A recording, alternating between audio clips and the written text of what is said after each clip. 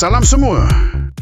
Keputusan Presiden PAS, Tan Sri Abdul Hadi Awang mengekalkan Datuk Seri Hamzah Zainuddin sebagai Ketua Pembangkang dilihat sebagai isyarat jelas bahawa PAS mengiktiraf peranan Gerakan Reset dan Parti Wawasan Negara atau Wawasan dalam lanskap politik pembangkang yang sedang berubah.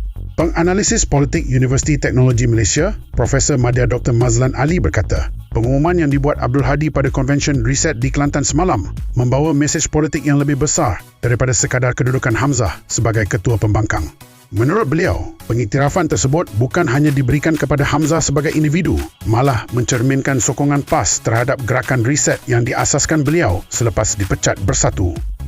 Dr. Mazlan berkata, tindakan PAS mengekalkan Hamzah pada jawatan itu turut memperlihatkan hubungan strategik yang semakin kukuh antara PAS dan kumpulan yang dipimpin bekas timbalan Presiden Bersatu tersebut.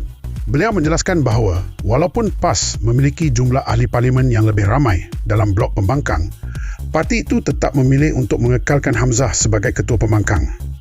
Katanya, langkah berkenaan menunjukkan PAS melihat Reset sebagai rakan strategik yang penting dalam pembentukan semula blok pembangkang ketika ini.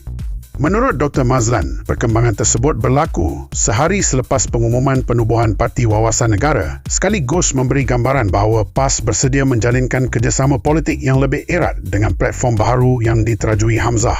Beliau berpandangan keputusan itu menandakan bermulanya penjajaran semula politik pembangkang selepas keretakan hubungan antara PAS dan Bersatu.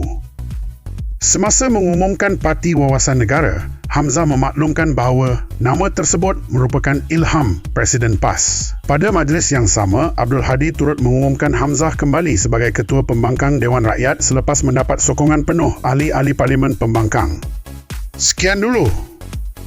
Ikuti Politico untuk perkembangan politik semasa.